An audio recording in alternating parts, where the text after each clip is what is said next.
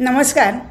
मृणालिनी जोशी लिखित वेणास्वामी ही समर्थ शिष्या वेणाबाईंच्या जीवनावरील कादंबरी आपण वाचत आहोत. आज आपण पुढचा भाग वाचायला घेतो आहोत. समर्थांचे रामदासी मठ इस्लामी राजवटीच्या डोळ्यात तर खुपत होतेच, परंतु परधार्जिण्या मनोवृत्तीच्या स्वदेशी गुलामांनासुद्धा ते काट्यासारखे सलत होते. कारण त्या ठिकाणी चालणाऱ्या शक्तीच्या उपासनेमुळे त्यांच्या स्वार्थी कारवायांना पायबंद घातला जात होता. परक्याच्या इतक्या स्वकीयांच्याही आक्रमणाला, त्यांच्या अन्यायी वृत्तीला ठोशास ठोसा देऊन उद्धटाशी उद्धट होऊन खटासी खटनट होऊन प्रबळ प्रतिकार करणाऱ्या बलदंड निर्भय रामदासी मंडळींचा त्या स्वार्थी लोकांनी एक प्रकारचा धसका घेतला होता. मठाचं कार्य हाणून पाडण्याचा त्यांचा प्रयत्न चालला होता. मिरजेचा मठ तो कुळवंताच्या घरातील एका तरुण गतधवेनं चालवलेला. मग त्यासंबंधी कोणीही उठावं आणि उचलली जीभ लावली टाळ्याला करून काहीही बोलावं. माणसं पाठीमागे बोलत होती, तोवर त्यांची मुक्ताफळं कानावर येऊ नये वेणास्वामींनी त्यांच्याकडे दुर्लक्ष केलं. म्हणाल्या, उपेक्षा हेच निंदकाला निष्प्रभ करण्याचं अचूक शस्त्र आहे. परंतु लोकांनी त्यांच्या मौनाचा अर्थ निराळाच लावला. त्यांना वाटलं बाई भेकड आहे. मग निर्बळांचाच काळ होण्यात भूषण मानणाऱ्या आणि दीनदलितांनाच दडपून टाकण्यात आपल्या पुरुषार्थाचं सार्थक करणाऱ्या काही लोकांनी मठातल्या उत्सवाच्या वेळी गडबड केली. वेडेवाकडे प्रश्न विचारले. एक जण म्हणाला, पती हाच स्त्रीचा गुरु, तोच तिचा देव. असं असताना तुम्ही परक्या पुरुषांना गुरुस्थानी कसं बसवलं? कारण प्रत्येक पुरुष सद्गुरू होण्याच्या योग्यतेचा नसतो. म्हणूनच तर गार्गी, मैत्रेयी, ध्रुवमाता अरुंधती, लीळावती, चुडाला, देवाहुती, महदंबा, मुक्ता अशा अनेक स्त्रियांनी मोक्षदाता सद्गुरू म्हणून दुसऱ्याचे पाय धरले आहेत. त्यांचं नका सांगू आम्हाला, तो नियमाला अपवाद. असं मग तो नियम कोणी केला, केव्हा केला, याचा उल्लेख कुठल्या शास्त्रात आहे? असं मग तो नियम कुणी केला, केव्हा केला, त्याचा उल्लेख कुठल्या शास्त्रात आहे ते तरी आम्हाला सांगा. स्त्रियांनी पतीशिवाय अन्य गुरु करू नये हा दंडक आहे लोकमताचा, जनता जनार्दनाचा. लोकमत?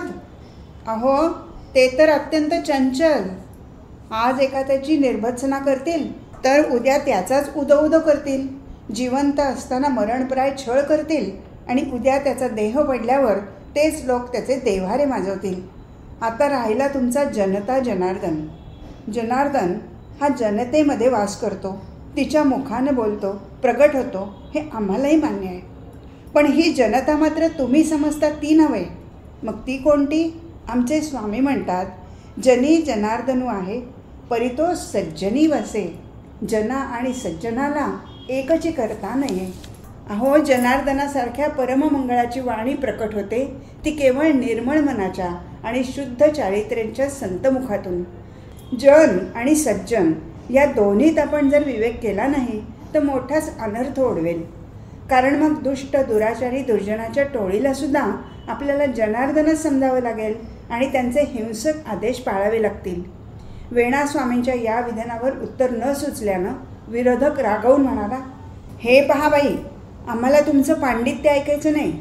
आम्ही एवढंच सांगतो की आमच्या गावात आम्ही असली बुवाबाजीची थेरं चालू देणार नाही. बऱ्या बोलानं ऐकलं तर ठीक, नाहीतर काय कराल? इतका वेळ शांतपणानं बोलणाऱ्या वेणास्वामींची मुद्रा आरक्त झाली. धमकी देणाऱ्या माणसाकडे जळत्या नजरेनं पाहत त्यांनी ताडकन मध्येच विचारलं, शिवीगाळ, गुंडगिरी, जाळपोळ, मारामारी? करूनच पहा एकदा.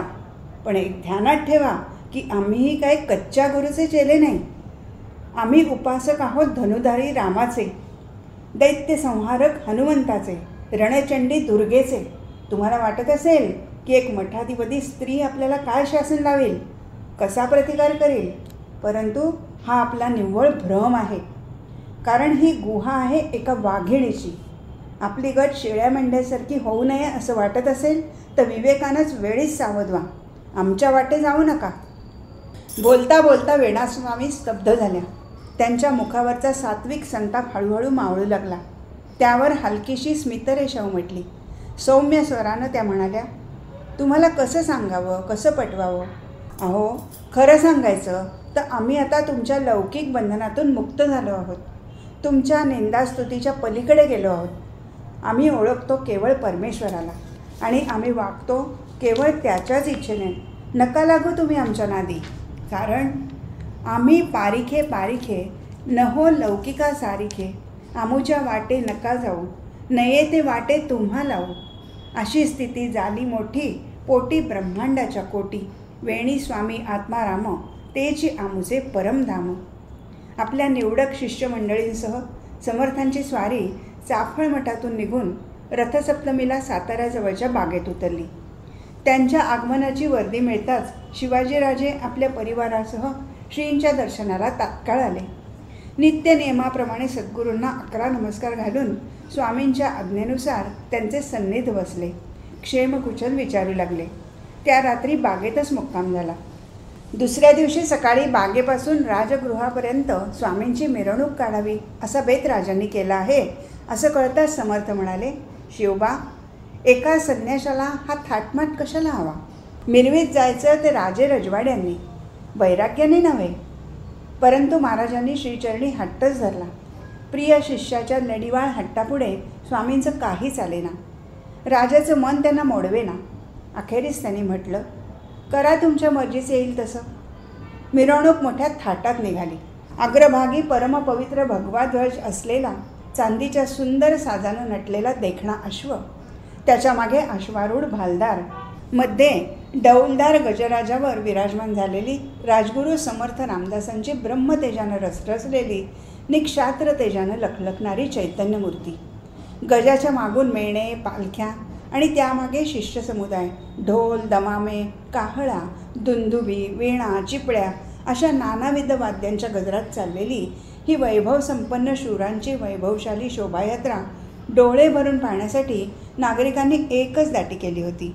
पंडित, वैदिक, हरिदास, साधू सज्जन यांच्याबरोबर भोळ्या बाबड्या प्रेमळ भक्तांनीही समर्थांचं दर्शन घेतलं.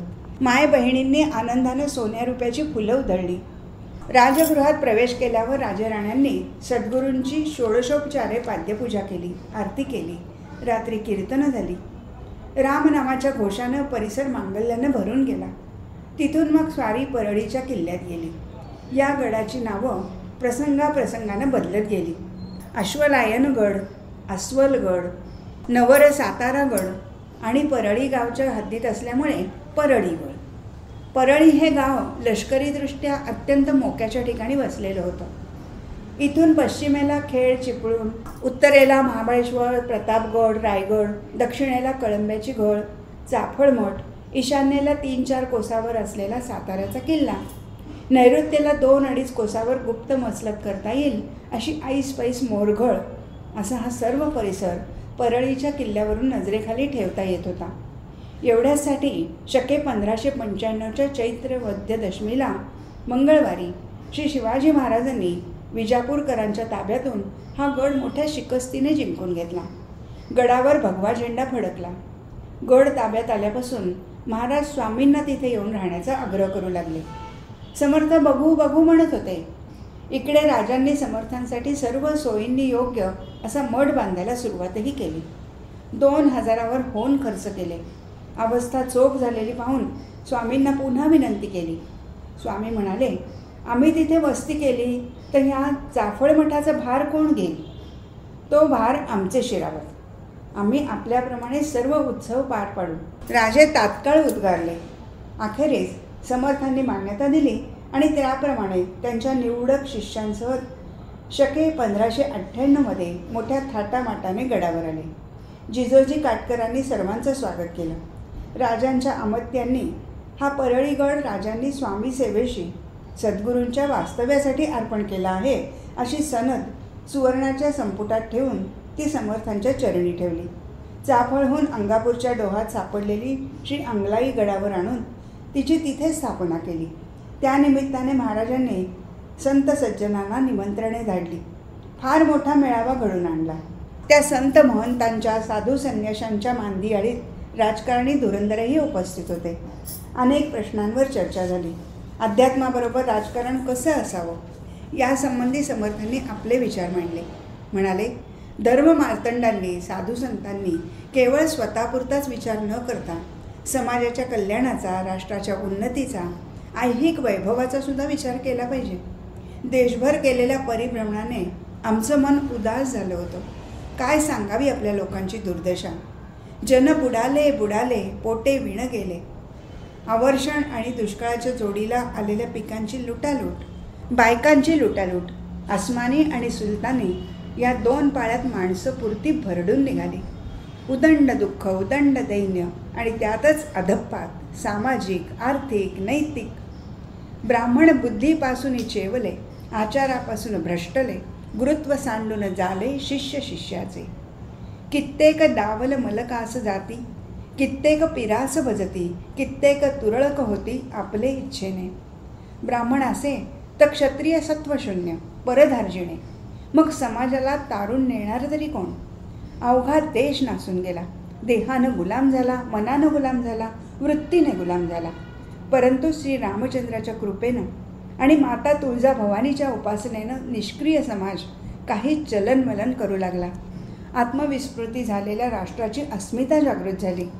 महाराष्ट्र धर्म वाढला, दैत्यांचा नाश झाला, स्वराज्याची स्थापना झाली. परंतु आपलं कर्तव्य इथेच संपत नाही. जे मिळवलं ते टिकवण्यासाठी ही जागृती अखंड राहिली पाहिजे. संघटित वृत्ती समाजाच्या अंगी बांधली पाहिजे. ऐहिकाची उदासीनता गेली पाहिजे. आम्ही राजकारणाच्या गोष्टी बोलू लागलो तेव्हा लोक म्हणाले, संत मंडळींनी देवाचं भजनपूजन करावं, ध्यानधारणा करावी, इतर गोष्टींचा विचार करू नये. परंतु साधूने राजकारण करू नये असा आपला वैदिक संस्कृतीचा सिद्धांत मुळीच नाही. उलट ज्या 14 पुण्यशील भगवत भक्तांचं आपण नित्य स्मरण करतो त्यापैकी प्रल्हाद, अंबरीश हे राजे होते. भीष्माचार्यांनी आयुष्यभर राजसिंहासनाची सेवा केली. वशिष्ठांनी रघुवंशाचे केवळ पौराहित्यच न करता कसोटीच्या प्रत्येक वेळी राजपुरुषांना मार्गदर्शन केलं. रुक्मांगद आणि अर्जुन हे सुद्धा राजकारणी होते. बिभीषणानं लंकेचं राज्य चालवलं. यासाठी आम्ही तर असं म्हणतो की जे खरे ज्ञानी आहेत त्यांनीच राजकारण केलं पाहिजे. राजकारण हा गव्हरांचा विषय नव्हे, तर तो जनकाधिकांसारख्या स्थितप्रज्ञांचा प्रांत आहे. तो प्रांत ज्या ज्यावेळी विषयासक्त आणि लंपट, मदोन्मत्त आणि कोपिष्ट माणसाच्या हाती जातो त्यावेळी सामान्य माणसाचा छळ होतो. त्यांना दुःखच भोगावं लागतं. म्हणून आपल्यासारख्या सज्जशील सज्जनांनी वैयक्तिक मुक्ती इतक्याच आत्मीयतेनं समष्टीच्या सुखाचा विचार करावा, राष्ट्राच्या अभ्युदयाचा विचार करावा, धर्मरक्षणासाठी लोकजागृती करून एकदिलानं सर्व सामर्थ्यानिशी अधर्माचा उच्छेद करावा.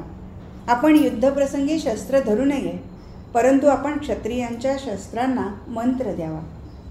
शक्तयः तिस्रः प्रभावोत्साह मंत्रजाः असे राजनीतीशास्त्रातले एक प्रसिद्ध सूत्र आहे. प्रभाव आणि शक्ती यांचं कार्य उघडपणाने करतात, पण मंत्रशक्तीचं कार्य सुप्तपणानं घडत असतं. आपण सर्वांनी तसं मंत्र सामर्थ्य सत्याचा पक्ष घेणाऱ्या राजकर्त्यांना अवश्य दिलं पाहिजे. धनुर्धर पार्थाला योगेश्वर कृष्णाचं पाठबळ असेल तरच त्याचा सर्वत्र विजय होतो, अन्यथा अराजकच माजतं. धर्म आणि राजनीती याचा मिलाप झाला पाहिजे, कारण धर्म हा विचार आहे, राजनीती त्याचा प्रत्यक्ष आचार आहे. धर्म आत्मा आहे, राजनीती आत्मा व्यक्त करणारी काया आहे. दोन्ही परस्पर पूरक आहेत. एकाशिवाय दुसऱ्याला उभे राहता येत नाही. आत्मा गेला की देह पडला. आपण सर्व जाणते आहात, मतितार्थ ओळखावा. समर्थ स्वामींनी श्रोत्यांनी विचारलेल्या प्रश्नांना उत्तरं दिली, त्यांच्या शंकांचं निरसन केलं. महिनाभर चाललेल्या या संमेलनात इहपर लोकाचा समन्वय घडवून आणणारं एक अभूतपूर्व असं ज्ञानसत्र संपन्न झालं. दिवसा चर्चा आणि रात्री कीर्तन. रंगनाथ बुवा, जयराम स्वामी, निंबराज, कल्याणस्वामी, उद्धव, अण्णाप्पा, वासुदेव, माधव मल्हारी अशा अनेकांची कीर्तनं होत होती. रोज नवा कीर्तनकार, नवं आख्यान, नवा रंग, परंतु सर्वांचं लक्ष एकच, जनजागरण. अशाच एका संध्याकाळी समर्थांनी जाहीर केलं की आज रात्री मिरजेच्या वेणास्वामींचं कीर्तन होईल. समर्थांचा आशीर्वाद घेऊन वेणास्वामी कीर्तनाला उभ्या राहिल्या. खरं तर आजपर्यंत त्यांनी गावोगाव फिरून अनेक कीर्तनं केली होती, परंतु आजची गोष्ट निराळी होती. वेळ कसोटीची होती. कारण समोर बसलेली मंडळी एकाहून एक जाणकार होती. शास्त्री, पंडित, भक्त, संत, राजकारण धुरंधर अशा मातब्बर मंडळींच्या पुढे कीर्तन करायचं होतं. उजव्या अंगाला गागा भट्ट श्री समर्थांच्या आसनाला लागूनच स्थानापन्न झाले होते. वामन पंडितांनी वेणास्वामींना आधीच इशारा देऊन ठेवला होता. म्हणाले होते, गागा भट्टांची कीर्तनं ऐकण्याची यत्किंचितही इच्छा नाही. का? त्यांचे शब्द इतके अभद्र आहेत की आम्हाला आता भद्र अभद्र मान अपमान दोन्ही सारखेच आहेत. बोला. कीर्तनाला उभं राहण्याआधी श्रोत्यांची मनोभूमिका माहीत असली म्हणजे त्यानुसार नेमकं बोलता येतं. जमलं तर त्यांचा भ्रमनिरास करता येतो. सांगा पंडित, निस्संकोचपणे सांगा. त्यांनी माझाही धिक्कार केला. म्हणाले, अहो, रांडेचं कीर्तन ऐकूसुद्धा नाही आहे आणि तुम्ही पंडित होऊन एका विधवेच्या मागे टाळ धरून उभे राहता. त्यावर मी त्यांना पुष्कळ समजावलं. म्हटलं, तुम्ही एकदा ऐका आणि मग बोला. म्हणजे तुम्ही हा महापंडित आग्रह करून आणलात म्हणायचा. वामन पंडित हसून म्हणाले, नाही बरं, त्यांच्या येण्याची मेघ दुसरीच आहे. कोणती? अहो, महाराज बसले, त्यांची आज्ञा म्हणून अनुपस्थित राहण्याची हिंमत नाही भट्टांना. नाक धरलं की तोंड उघडतं ते असं. सायंकाळी झालेला हा संवाद आठवून वेणास्वामींनी मागे उभे असलेल्या वामन पंडितांकडे पाहून किंचित स्मित केलं. एकदा भट्टांची मुद्रा निरखून त्यांचा अंतःकरणाचा वेध घेतला आणि मग डोळे मिटले. चित्त एकाग्र केलं, सद्गुरू स्मरण केलं आणि गजर केला, जय जय रघुवीर समर्थ. कीर्तनाच्या पद्धतीप्रमाणे सर्वांना वंदन केलं. एक वार सद्गुरू चरणाकडे बघून वेणास्वामी म्हणू लागल्या, तुम्ही श्रोते जगदीश मूर्ती, तेथे माझी व्युत्पत्ती किती. बुद्धिहीन अल्पमती सलगी करतो. मी अजाण अज्ञानी माझ्या अंगी. व्युत्पत्ती नाही, कळा नाही, चातुर्य नाही, प्रबंध नाही, भक्तिज्ञान वैराग्य नाही, गोल्यता नाही वचनाची. ऐसा माझा वाग्विलास, निश्चंक बोलतो सावकाश, भावाचा भोगता जगदीश म्हणून या. श्रोता वक्ता श्रीराम समर्थ, जय जय रघुवीर समर्थ. वेणास्वामींनी निरूपणाला पद घेतलं. अहल्या शिळा राघवे मुक्त केली, पदी लागता दिव्य होऊन गेली. जया वर्णिता सिणली वेदवाणी, नुपेक्षी कदा रामदासाभिमानी. अद्वैताचे वेदक विवचन करीत वेणास्वामींनी पूर्वरंग पूर्ण केला. चारी दिशांना बुक्का उधळला. अक्कांनी उठून त्यांना हार घातला. नामस्मरण झालं आणि उत्तर रंगात त्यांनी अहल्योद्धाराचं आख्यान लावलं. इंद्रानं गौतम ऋषीच्या वेशात येऊन सती अहल्येची केलेली फसवणूक, त्या अपराधाबद्दल ऋषींनी तिला दिलेला शाप आणि शापदग्ध होऊन शिळा झालेल्या अहल्येचा श्रीरामाच्या पदस्पर्शानं झालेला उद्धार, या सर्व प्रसंगाचं अत्यंत हृदयस्पर्शी वर्णन करून वेणास्वामी म्हणाल्या, अहल्यादेवी शापमुक्त झाल्या. पतित पावन श्रीरामचंद्राचं दर्शन होताच त्यांच्या अंगावर रोमांच उभे राहिले. अष्टसात्विक भाव जागृत झाले. त्यांनी देवाचे पाय धरले आणि म्हणाल्या, तत्काळ उद्धार गोरटी, रामचरणी घाली मिठी. म्हणे जय जय जी जगजेठी, बहुत दिवस कष्टले. स्त्री देहाचा समंधू, भोगीत होते अपराधू. मज कारणे दीनबंधू, कोणेकडूनी आलासी. अवघ्याहुनी नीच यातना, जेथे उपायेची चालेना. ते संकटाहुनी पावना, माते मुक्त केले. मज पाषाणाचे अंतर, जाणूनी केला उद्धार. सर्वज्ञ नामाचा बडीवार, प्रचितीसी मजा आला. रविवंशजा रघुनंदना, जन्मोजन्मी उपासना. तुझे जे ध्यान भजना, पात्र करी मज स्वामी.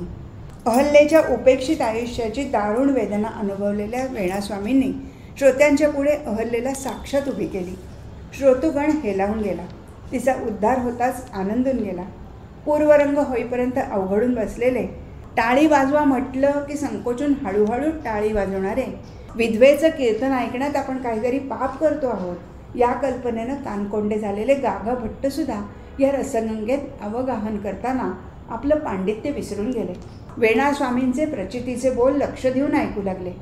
वेणास्वामी तळमळून म्हणत होत्या, मायबाप हो, त्या त्रेतायुगातल्या शिळेच्या दुःखानं आपण डोळे पुसतात, पण या कलियुगात असं जड शिळेचं जिणं वाट्याला आलेल्या अभागी लेकीसुनांचा आपल्याला विसर पडला आहे. माझ्यासारख्या एका गतधवेचं कीर्तन म्हणजे अब्रह्मण्यम असं वाटून काही निरुपायानं काही विद्वज्जन इथे आले आहेत. पण महाराज, असे कठोर होऊ नका. आपल्याच हातानं आपल्या कन्येला उपेक्षेचं विष पाजू नका. आमचं कुठं चुकलं तर सांगा, वडिलकीच्या अधिकारानं रागवा, पण न बारकताच केवळ पूर्वग्रहदूषित वृत्तीनं मनाची कवाडं बंद करू नका, पाठ फिरवू नका. अहो, वैधव्य आलं यात आमचा काय दोष बरं? ज्याच्याशी गाठ घातली गेली त्याला अल्पायुष्य होतं, हा का आमचा अपराध? तेवढ्यासाठी का आमचा पाण उतारा, आमचा तिटकारा? आम्ही अपशकुनी, आम्ही विद्रूप होऊन काळोखात लपून राहायचं, अर्धपोटी राहायचं, ही आमच्या कुठल्या गुन्ह्याची शिक्षा? अहल्या शिळा झाली, नकळत का होईना, परंतु तिच्या हातून अपराध घडला होता. पण आम्ही काय केलं? ती शिळा झाली. शिळा म्हटली की ती बहुतांशी जड, तिला भावभावना कमी. पण आम्ही जिती जागती, चालती बोलती माणसं, भावावर जगणारी, प्रेमाच्या ओलाव्यानं बहरणारी, फळाफुलांनी तृप्त होणारी आमची जात आईची, तिला काही अंधार कोठडी? दुसराही जरा एक विचार करावा. संसार करणं, वंशवृद्धी करणं एवढंच का आहे या मनुष्य जन्माचं प्रयोजन? संसाराची वाट खुंटली म्हणून काय झालं? आम्हाला परमार्थाची वाट मोकळी का नसावी? मनुष्य जन्माचं ज्यानं सार्थक होतं ते ज्ञान, ती अद्वैताची अनुभूती आम्हाला लाभावी म्हणून आम्ही सद्गुरू चरणाचा आश्रय का घेऊ नये? याला कारण एकच, पुरुषांचा अहंकार, त्यांनी घालून दिलेली रूढी. परंतु आपल्या पायातली ही अमानुष घातक बेडी तोडणारा एक सत्पुरुष आमच्या भाग्यानं आम्हाला भेटला. अहो, राघवाच्या या भक्तानं एकाच नव्हे तर अनेक शिळांचा उद्धार केला. कारण दारुण दुःखभोगाच्या आधारावर आम्ही परमार्थाचे अधिकारी झालो होतो. स्वामी म्हणतात, जो संसार दुःखे दुखावला, जो त्रिविध तापे पोळला, तोचे अधिकारी झाला परमार्थविषयी. स्वामींनी आपल्या आयुष्याचं सार्थक केलं. शरणागताची वाहे चिंता, तो एक सद्गुरुदाता. परंतु त्यासाठी आमच्याबरोबर त्यांनाही लोकापवाद सहन करावे लागले. पूर्वी मला निंदकांची चीड येत असे, पण आज मात्र त्यांच्याविषयी माझ्या मनी केवळ अनुकंपाच आहे. कारण त्यांच्यामुळेच मी ऐहिकाचा प्रसारा त्यागून ही वाट धरली. मी त्या सर्वांची अत्यंत ऋणी आहे. अहो, ही विघ्नसंतोषी निंदकाची जात आईहुनी प्रेमळ बरं, आईहुनी मायाळू. कशी सांगू? माता थोर की पाहता जनी, ते मलकाळी पृथक भाजनी. धन्य माझी निंदक जननी, जिव्हा करुनी क्षाळीते. वेणास्वामी पोटतिडकीने बोलत होत्या. त्यांच्या हृदयाकाशात अपार दुःखाचे आसवांनी तुडुंब भरलेले मेघ दाटले होते. त्यांच्या संघर्षणानं, सहजच उत्पन्न झालेल्या तेजानं त्यांची वाणी विजेसारखी लखलखीत होती. स्त्री जातीवर अन्याय करणाऱ्या साधू सज्जनांच्या शिलावर शिंतोडे उडवणाऱ्या लोकांच्या मनाला शब्दांच्या अश्लीलतेचे असूड मारित होत्या. साक्षेपी परखडपणानं डोळ्यात अंजन घालत होती. भैरवी झाली, आरतीही झाली. वेणास्वामींबरोबर सर्वांनी जय जयकार केला. जय जय रघुवीर समर्थ. वेणास्वामींनी हात जोडले आणि निरोप घेतल्यासारख्या त्या आत निघाल्या. त्यांच्या सात्विक तेजानं दिपून गेलेल्या गागाभट्टांना वाटलं, आपण स्वतःला ज्ञानी म्हणून घेतो, पण आपल्या मनातून स्त्री पुरुष, मंगळ अमंगळ हा द्वैतभाव गेला नाही. अद्वैताची अनुभूती आपल्याला आली नाही. उठावं आणि त्या साक्षात्कारी स्त्रीचे पाय धरावे, तिची क्षमा मागावी. परंतु दुसऱ्या क्षणी अजूनही शिल्लक असलेल्या त्यांच्या अहंकारानं फणा काढला आणि ते वेणास्वामींच्या ऐवजी त्यांच्या गुरूंना शरण गेले. समर्थांची एकांतात भेट घेऊन विनवू लागले, जी देवदेवा विद्यामदाने, नडलो भविया जालो दीन. महाराज, मी अपराधी आहे. माझं पांडित्य व्यर्थ आहे. संतती संपत्ती यांची विफलता मला कळली आहे. आता आपणच माझ्यावर कृपा करा. मला अखंड शांतीचा मार्ग दाखवा. पतिताचा उद्धार करा. गागाभट्टांना प्रेमानं जवळ घेऊन समर्थ म्हणाले, तुम्ही पावनच आहात भट्ट, पावनच आहात. आमच्या वेणास्वामींच्या कीर्तनगंगेत न्हाऊन तुम्ही शुद्ध झाला आहात. अंतरीचा राम तुम्हाला दिसू लागला आहे. नाही स्वामी, अजूनही खळमळ उरलीच आहे. मग नित्य दासबोध वाचित जा, त्याचं चिंतन करा. हृदयातला सर्वेश्वर स्वरूपाचं ज्ञान लवकरच देईल. आत्मानुभूतीचा आनंद होईल. आज इथेच थांबू. हरिओम तत्सत.